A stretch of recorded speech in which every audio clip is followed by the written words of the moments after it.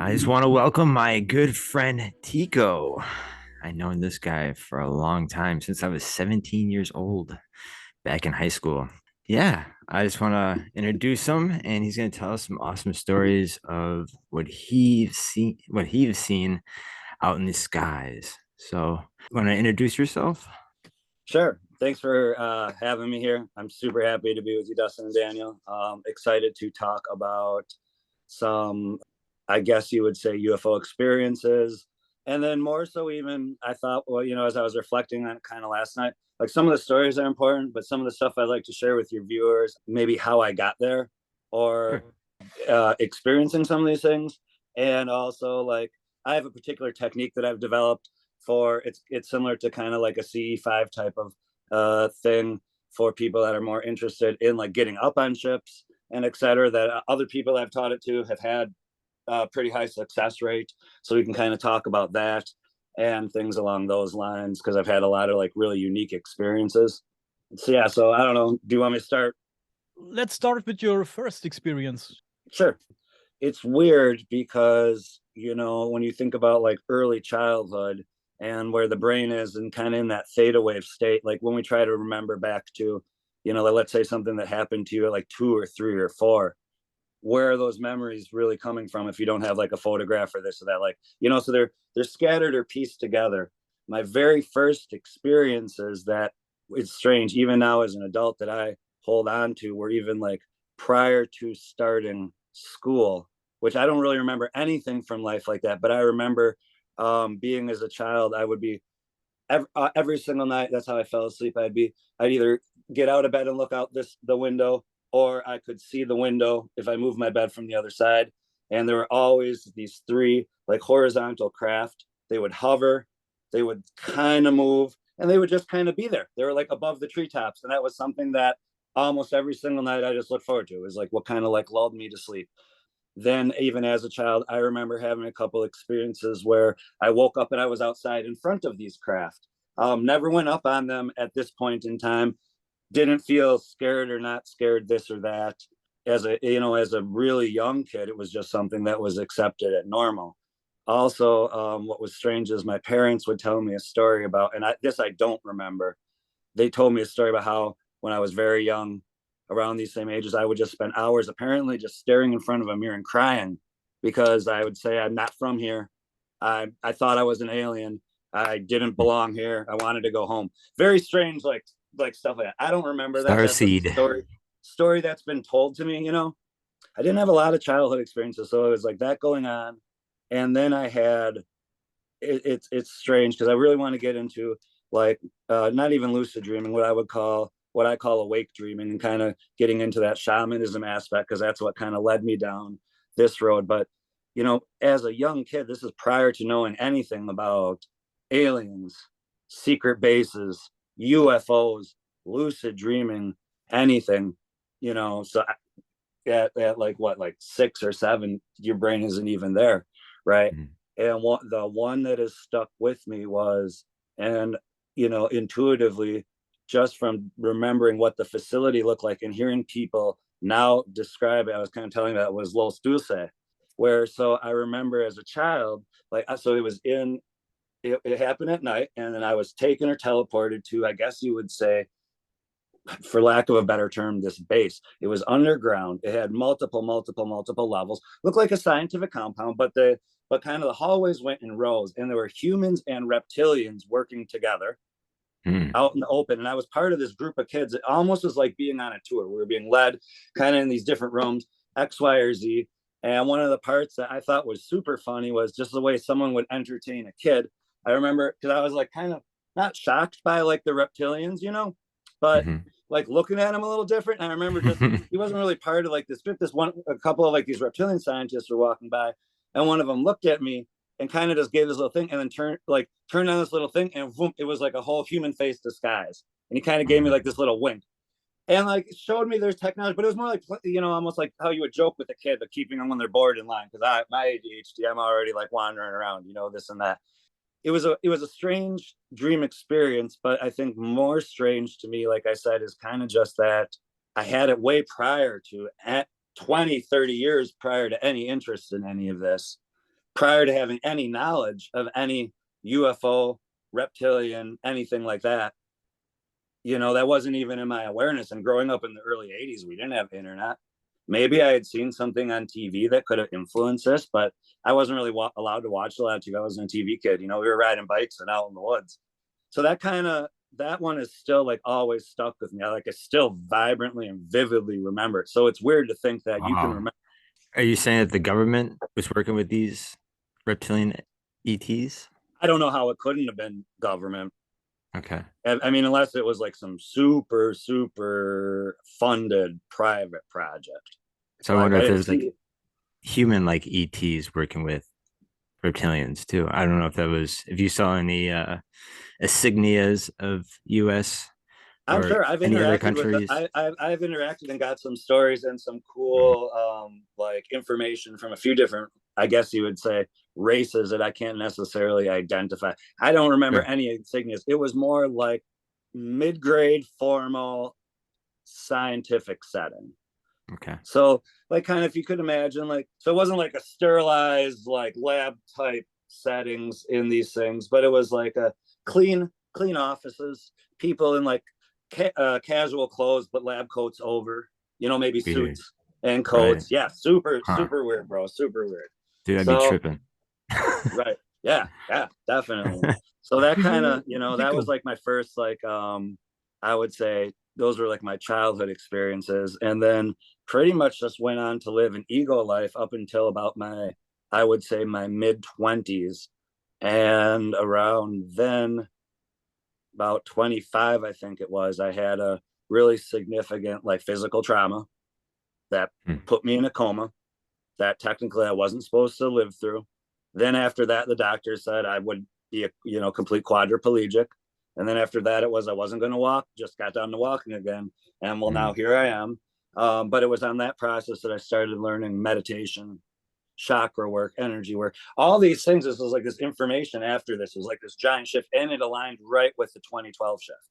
So I spent a lot of time meditating, a lot of time intending downloads. This is when I kind of started on a path of like, it's, I guess I would say it started from maybe, learning about different energy systems to, okay, now I started getting interested in like astral projection. Oh, like what's that?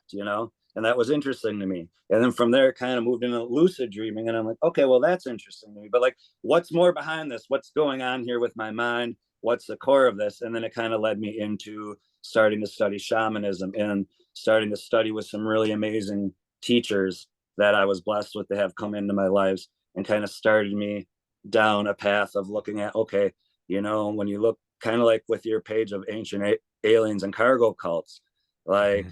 what is a shaman? They call it one who sees in the dark. Hmm. And I think that could be actual when we're looking at, quantum light theory and things along those lines, versus just simple metaphor. What does it mean to be dark and to be able to see it in it? Doesn't necessarily mean I have to illuminate it. That's not necessarily our job to, there's lots of star seeds to awaken or raise awareness around the globe, illuminating it. Our job is to be able to navigate it and to help others to navigate their darkness as well, right? And we learn that by navigating our darkness, even on like that symbolic sense.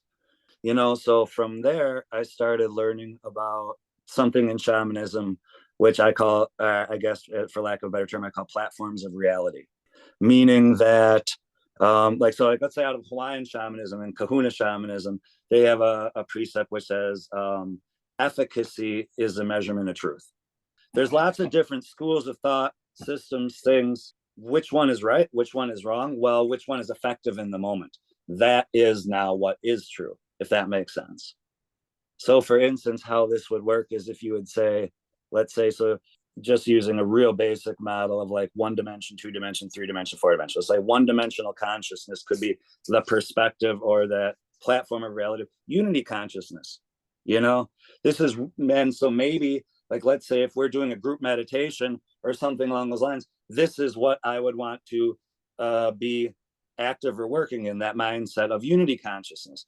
Now, unity consciousness isn't going to necessarily like help me pay my bills. That's more of a three-dimensional, like 3D consciousness, right? Like that 3D consciousness helps me from like knocking into tables and things. So like how this would work maybe in healing now, let's say in belief systems. Let's say if someone came to you and, you know, they wanted like an energy healing work or something like that, and they're really religious, ultra religious, right? It's not going to make any sense for you to work outside in a different platform of reality to say, okay, now we're going to align your chakras, or we're going to have like the fae come in to do this thing or this or that, because it's going to trigger something inside. What belief system I want to use? Angel healing, miracles, right? Prayer, because this is what, so this platform of reality, which is what's real for them, this is now what's effective. And this is where we can get like energy work and things done, right? And so that's kind of how I look at like a lot of the, for lack of a better term, like UFO experiences, working with different beings. When you're trying to look at like tarot cards, things along those lines, their belief systems or platforms that we can, ghost hunting is a perfect example we can talk about too. They're belief systems that we can move in and out of, to whether it's to accomplish something, explore something, learn something, and then we get to choose kind of where we put our consciousness. So I kind of started with that, and then looking at how beliefs really like form our reality and kind of like what we put our energy into, right? So then one of the belief systems that I really ended up adopting, it just kind of came and was presented to me through different people, teachers, and then started like reading and researching more, was like the Toltec system of, or I should say Toltec dreaming.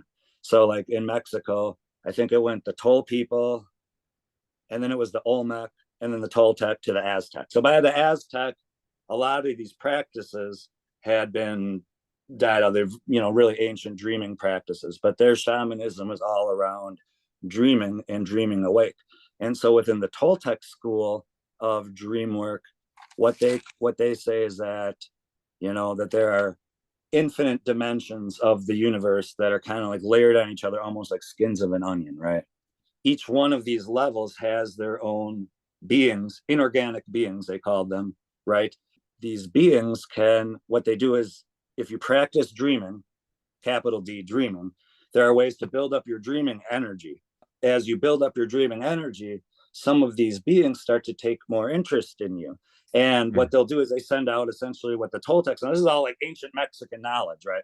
They would send out what they called scouts into people's dreams to look for these dreamers. And if you could find a scout, it would drop away some of these other elements, and now they would That, literally open a portal or a wormhole that's or pretty interesting. I never heard that. right, That's right, pretty right. cool. And they and so this is kind of how, so like when I talk about dreaming experiences and your dreaming, oh, it's very cool. And so right, the coolness of this as I started to do it was the motivation to want to keep doing the ego work, the energy work, the dreaming work, to keep storing up that dreaming energy and to practice that, because it was like so mind-boggling to me. So I'm like, wow, reality really is not what we think it is at all. That's interesting. In the podcast, we talked about if dreaming could be a way to have a little look into other dimensions or parallel universes. 100%, 1,000%. And so now it's interesting. So then if you start to like research different cultures around the world where their ancient shamans practice dreaming awake, which is like all of them to different extents. You like one thing I know, it's it was an Australian or New Zealand tribe. They had a differentiation between what they called like little dreams and big dreams, is what they called them. And there was this kind of this loose definition where it's like, yeah, you know, throughout a night, our brain has all types of dreams. And you might know the difference between a little dream, but a big dream is when now I've been transported into this different reality and this and that. It's one of those things that sticks with you, all these things. I think that lucid dreaming hits on it, but isn't quite there. It's kind of like a different type of practice entirely. People who want to lucid dream, they want to be able to control their dreams, which you totally can. But there's a Like giant difference. There's a like giant remote difference. viewing falls into that at all? Right. There's a giant difference to me between controlling the elements of your dream versus being in 100% a physical reality where I have weather, day, time, physical things, and I'm there for sometimes weeks on end, interacting, driving. Some of these dimensions, I've had a job where I go into work and this and that. And then here I am sitting like, what the F am I supposed to be doing? I have to like watch and observe everyone to figure out like what's going on here. You know, I've gone and seen shows. I've lived in different cities. Like, yeah, so dreaming opens up this entirely new world where these inorganic beings aren't just other dimensional entities the way we think of aliens. There's all types of them. There's parallel humans. It's literally infinite layers, I think, because the mind is infinite, right? So that's where I started kind of on that. And that's where like a lot of my experiences with beings happened sometime within these night states. I think that if I was someone who was like unaware of all this stuff and I didn't really, some people, I don't remember my dreams. So that's something I ask, because you don't have enough energy to remember your dreams. It takes an insane amount of energy to be able to pull back things from those other dimensions, like an insane amount already, right? I would consider the experiences I've had that would match what people would consider abduction experiences. Like I'm laying in bed and now Yeah, I'm let's hear being more about that. hooking aboard something, this, and that, and then returning back to your bed or bedroom and being aware of that whole process. But I don't consider them abduction experiences because that's not, where my perception of reality is with them. But I see them being called that. They're very similar, if that makes sense. Are these what beings are these? Are they reptilians? Or are they grays, humanoid, Nordic? I don't even know. You don't know. I Okay. don't even know. Okay, so like for one example, I marked off a couple of these. They're real quick. Sure. I keep kind of A I made diary. sure to a dream journal, I would say, for Okay. ones like this. Okay, so this is and they're very short little Oh summaries yeah, here, go for but it. it's enough to Yeah, trigger for me. But sure. so like this is an example one. So like all of a sudden, like I was up on the ship and I was talking to this being. I called it an alien. It looked like an angel. The way biblical things would describe an angel, like this pillar of like bright light, right? Light. And Okay. almost kind of radiating out of the core. And it's talking to me. And so like I said, now abductions, I always feel like either I'm brought up or I put myself there. I don't exactly know. And I said I do have an interesting technique for people to try, but so I'm up here with this being, and it's telling me that this is a disguise that it uses to be able to interact with our race, because it said that their actual how they would present to us in physical appearance would be so mind shifting to humans that it would take away their entire experience, the whole point of them coming to interact, to teach or say Okay. something. And then he Right. goes, so out of an example, so he's still in this thing. I guess you could say it and extended an arm, if you want to call it that. It was like a tentacle with tentacles, but not a tentacle, bro. I can't describe it. Nothing I've ever seen of Earth. That's the only way. And he kind of put it out as just an example. I remember my whole body, it wasn't chilled. It could not process what it was seeing. And he kind of pulled it back in. And he was saying, right. And so that was the point of these like light disguises. And so now this was this experience, and then talk to him for a bit more, blah, blah, blah, blah. And then back down in the morning, etc., like that. I didn't ask what race it was, you Yeah. know. No, Maybe I I was should just start curious. doing that. It just Yeah. right. Usually when I have these experiences, it's just so like mind-boggling in the way, Oh right? yeah, I'd say. Um, and the other thing is, so like one of them I remember too. I was talking with this being, and it was telling me this was a different experience up on a different ship, different being. It was explaining to me how their race used humans as batteries. Oh, bro, it's just so interesting. Hang on, where is this one? Oh, yeah, battery. So, okay. So it's on the ship, right? So this is basically, this is what they're telling me, how the human body creates energy like a battery and can be harvested as such, basically en masse. And they went on to describe their process of harvesting this energy to use this battery for these things. And here's what struck me, and I wrote this down here. I said, the alien, I called that for lack of a better term, it didn't understand, because I tried to have a debate with it, morality or ethics. It said it wasn't good or bad. It was so, this is what I wrote here. It was just so foreign thinking. It was like cold and expansive and, for lack of a term, alien, completely out of human. We cannot process how they're looking or thinking about us. And they could not process or understand anything about this because the thinking itself was so completely different. So then he showed me this, showed it, then went on to explain how their tech worked. And he showed me this vat of, like, you could say people clone there's one row where it looked like they were making human clones, because they were literally almost all the same with kind of like more undefined features, almost like hanging on racks, like clothing, and then there was this vat of something where these bodies were placed, and he literally showed me he was able to pull this energy almost like a core, I don't even want to call it soul, whatever, up out of this one person's body and drop it into this other one here. So like, look, it's just like changing batteries in and out. To them, it was no different than popping Duracells. What struck me about that now, like, was the fact, like I said, was the sensation. I'm getting goosebumps.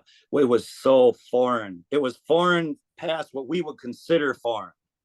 Because Wow. even as we're thinking about, interacting with these things, entities, beings, we're still bringing our belief system of anything to it. It Right. was just completely unnerving at the fact that it was like so, I don't want to say cold, because that is kind of a negative thing, but just like different, just Yeah. completely different.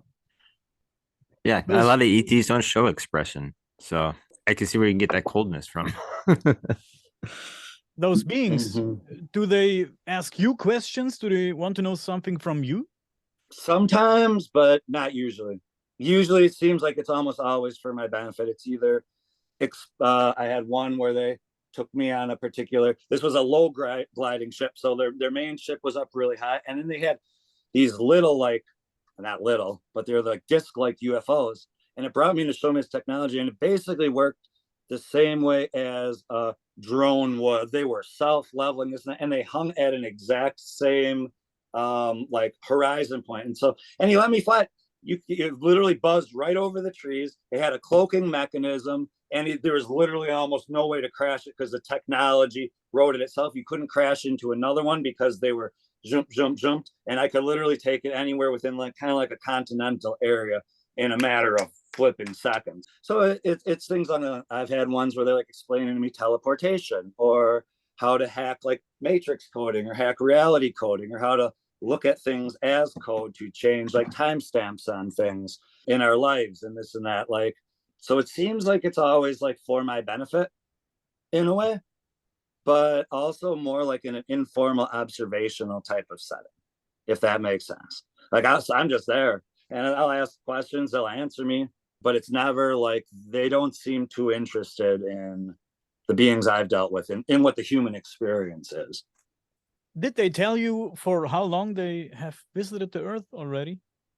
No, I How, mean, my guess would be forever. yeah. That's my intuitive I response. agree.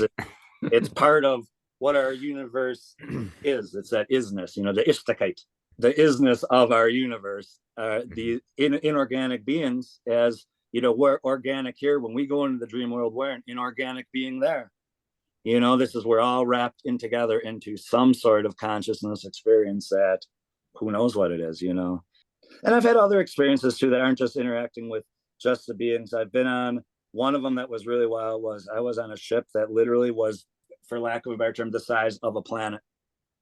You Wow. could see the dome, but it was so many, many, many miles up high, and it went on just hundreds of miles across. It was literally like the size of a planet. People lived on this, but it was a ship. It was moving through space, and Yeah. that was really interesting. I've also been on a couple planets underneath domes where there are other beings, more humanoid beings, Hmm. more I would say peaceful or relatable type of beings, ones that aren't so like foreign or distant, that are Yeah. living on these other physical planets. Most of them have domes so they can breathe the atmosphere. I've been in some where the atmosphere is different, but the people have evolved to be in that, where it's like hospitable conditions enough.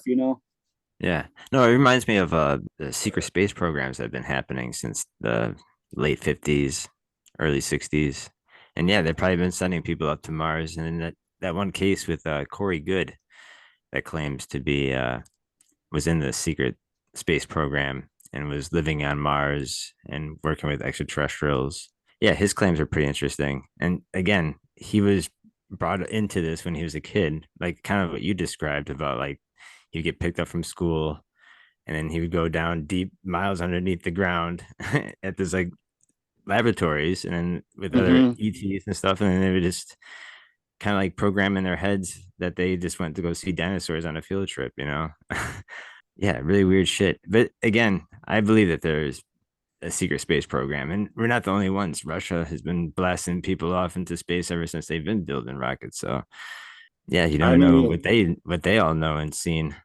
if you want to think that, like, okay, the best technology we have right now, I mean, I would estimate, and this is just a completely layman's unfounded guess at what. So we have our military, and then let's say our deep space or deep tech military. They have to be at least what 200 to 500 years ahead of us in technology equivalency to what's released to the public. And we have some pretty awesome technology now And that's out reverse and available. engineering. Right, right, right. Oh, Mhm. even probably there's a lot of that, and maybe even it goes back earlier. I think, like I said, interdimensional travel versus traveling through 3D space. I think this technology has been employed for a long time. That's just my gut feeling. I don't think this is anything new. Yeah, these secret programs have been here for a minute. I like what you told us about dreaming. I Yeah. always thought that there are, like you said, normal dreams and some special dreams. Sometimes you have dreams where everything feels so damn real. Strange though, but it feels real. And I think people talking about how to build a time machine to travel through time, I think dreaming could be one way to go on a time travel. Yeah. I don't think we need a time machine. No, that's really funny, or not funny, but interesting that you say that, Daniel, because when I was doing hospice care in Milwaukee, this one night I had a series that went on for 3 nights, and it was the strangest dream I ever had. And in the dream, there was nothing. It was a male voice in one ear and a female voice in the other. And for 3 nights in a row, they went on, they were lecturing me about, just as you would say, time travel. And again, like I said, so basically what they really wanted me to know that they were teaching is that, like, using the idea of, like, okay, let's say even just like the idea of quantum computers or computer coding. If our present moment could be converted to literally just pages and pages and pages and pages and pages of code, and somewhere in that code are these coordinate points that are these timestamps, if you will. And just by altering certain aspects of this reality code, now you can shift between different times. Like, it was a technology that they were trying to teach you. I don't know how to build it. I don't know how to use it. But Mhm. in the dream, they were teaching me exactly what you're talking about. I think maybe this was something that the early humans, maybe people back then, whatever back then is, maybe we knew how to use telepathy. We knew telekinesis. Yeah, maybe even time traveling. Maybe we had it already. Right. That's exactly right. Like, that's where I see this link between, when we're looking at, like, quote unquote alien or UFO technologies being super advanced in the future, it links all the way back to this ancient shamanism, this the heart of humans themselves have been doing this and interacting and dimensionally shifting for since ancient times, right? Since forever. And probably even before then, because I know, like, in like Graham Hancock's work and stuff, civilizations that predate anything that we've even thought civilizations should be at. You know, I don't even know if we know the history of Earth or the history of humans accurately. Our Mhm. scientists like say we do, and that's a functioning belief system, but I can't say for sure not that is accurate. We don't know if what we know is true. I Speaking think I fall more along the line of, like, the alien human hybrid theory Mhm. personally. Like, I Mhm. look around at us and I look around at the whole rest of the globe and every other creature there. They're all looking like a different type of animal. And then we look like some sort of, like, weird grace. Me and Allie, we were talking about last night. I was joking because I was playing on my Quest 2, VR. Mhm. And, like, after I was sitting, I'm like, oh, this is like pushing on my face and eyes, but it's okay. It helps my, like, open them and see better. And then we were joking, we're like, well, what if that's the evolution of grays? What if grays are so far million years in the future? Because we started using, like, VR, goggles things, and right, we'd really literally like develop like cheekbones to hold these things on and like open our eyes up into more of a digital world. Imagine that for thousands of years. As that technology developed, would that change our like facial structure, you know? Yeah, you're right. We're actually still in the process of evolution. We're still going to be changing for another thousands of years how man is going to look. They even thought there's one scientist guy who was theorizing if the dinosaurs were still alive and their evolution, and it actually turned out to be like this two-legged humanoid reptilian, basically, with big eyes. And to see that process is pretty cool. That their evolution was on the same route as we were. Right, and then it just kind of split. Well, the asteroid destroyed them before that could ever happen. But There's some people that claim dinosaurs still exist. oh yeah, they're the birds. Birds, That's reptiles. I that's the look at like revolutions. I Yeah. look at like the bearded dragons or Mhm. Alley's iguana or something like that. Yeah, dinosaur looking. Let's go back to something you said earlier. You were talking about dreams and stuff like that. Not too long ago, I was with some friends and we were laying in the grass. I closed my eyes, but I was awake. I wasn't dreaming, and something strange happened to me. Suddenly, out of the blue, in front of my eyes, but they were closed, Mm-hmm. some kind of grid pattern appeared. I don't know how to explain. It was behind me, but I could see it already. It was coming from behind and went in front of me and was getting bigger and bigger and bigger. It was like a grid pattern. It was strange, Hmm. really strange. And it scared me a little bit, but I let it happen. Let's put it this way. And yeah, it was, I think it was blue. I don't know if that means something, but it was blue. And then it disappeared. It was like a strange dream, but it wasn't a dream. I wasn't sleeping. I was wide awake. And I saw this not like a gray alien, it was like something out of a science fiction book. It had those strange patterns on his head and a small mouth and the eyes were strange and it was looking at me like, what are you looking for? It was Right. looking like that. What are you looking for? It felt like I'm standing inside of the house and looking out of the window, and this guy is looking at me like, what does this guy want here? And I saw other beings walking around. It was like a scene from a movie, but Yeah. it happened in seconds. It happened in Huh. seconds. It was very, very quick. And then I opened my eyes, and it was Mm-hmm. gone. And I closed my eyes again and tried to bring it back, but it was gone. It was very strange. My friend said, "This is what happens if you use DMT." Hmm. And I said, "I never used DMT, never tried it, never will, probably." But he said, this is what people see when they use DMT." I don't know. I would say that is exactly so. Like a lot of in our North American the native different native cultures, but a lot of their shamanisms was kind of the same, and so that's very so like kind of like that awake dreaming. There was a difference between, like I said, like dreaming versus what they called shamanic journeying. A lot of people even used the monotonous drum, the dun dun dun dun dun, drop the brain into a theta wave state, and right, it's be instead of going somewhere this or that, it's being in two realities at once, being able to superimpose literally two-dimensional realities. Like I'm awake lying here and I'm awake here also. That split essentially is the core for experiencing like these other dimensions and dimensions. It sounds like you literally like were able to like peek through a dimension and like see him, maybe caught him off guard or something. Like he's like, who's looking at me? Right. And vice versa. That would trip me out. Right. And that's a very achievable state for people. Within 15 minutes of, listening to some drumming or listening to some binaural beats, we can access that brain like theta wave state and practice going into these things where, I'm not asleep, I'm not dreaming, because I'm wide awake in my body, but I'm wide awake out here in this other, what do you want to call it, the astral realm, or in front of my mind, right, as well. And it's a really, the first time it happened to me, it was a very strange experience. It took a lot of getting used to, because you have essentially like these two different data sets coming in, like one coming from your body, you can still hear everything around you, this and that. And then one data set coming from where your mind or your consciousness or your energy body, your dreaming body is. You know, the more we practice that, the more we can do with that if one wanted to, you know.